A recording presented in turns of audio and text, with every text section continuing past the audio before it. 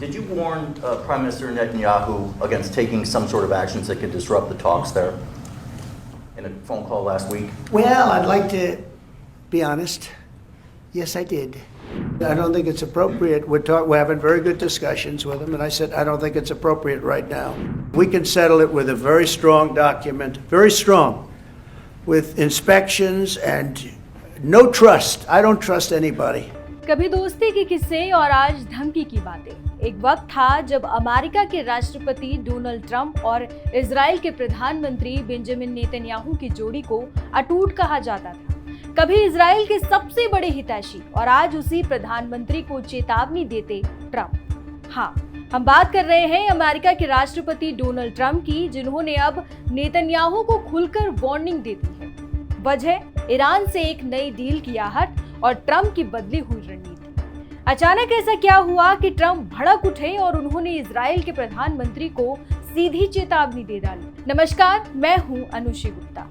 एक वक्त था जब डोनाल्ड ट्रंप को इजराइल का सबसे भरोसेमंद दोस्त माना जाता था। नेतन्याहू की हर मांग पर अमेरिका साथ खड़ा दिखता था। यरूशलेम को राजधानी मानना हो या फिर ईरान के खिलाफ कड़ी पॉलिसी बनाना। लेकिन अब वो रिश्ते टूटते नजर आ रहे हैं।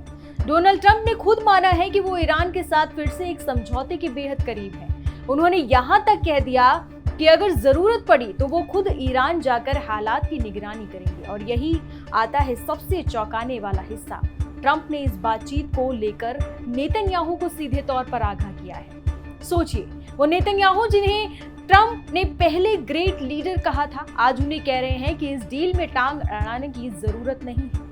ट्रंप का कहना है कि ईरान अब सहयोग के मूड में है, लेकिन अगर इजराइल अपने पुराने रवैये पर अड़ा रहा तो अमेरिका अपने रास्ते खुद तय करेगा।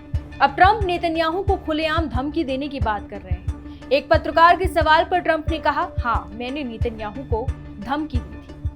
Did you warn Prime Minister Netanyahu against taking some sort of actions that could disrupt the talks there in a phone call last week? Well, I'd like to be honest. Yes, I did. याद दिला दें कि 2015 में America और Iran के बीच ऐतिहासिक nuclear deal हुई थी, लेकिन ट्रंप ने 2018 में इसे तोड़ दिया था। अब वही ट्रंप एक नई डील के लिए जमीन तैयार कर रहे हैं, और वो भी ऐसे वक्त में जब यूरेनियम एनरिचमेंट जैसे मुद्दे पर कोई समझौता नहीं होने जा रहा है। तो क्या नेतन्याहू और ट्रंप की दोस्ती अब एक नई कश्मकश में फंस गई है? क्या अमेरिका ईरान की डील के चक्कर में इजराइल किनारे लग जाएगा? और क्या ट्रंप की ये बदली हुई चाल उनकी किसी नई रणनीति का हिस्सा है? इन तमाम सवालों के जवाब आने वाले हफ्तों में साफ हो सकते हैं, लेकिन इतना तय तो है कि रिश्तों की ये जियोपॉलिटिकल थ्रिलर अभी खत्म नहीं हुई।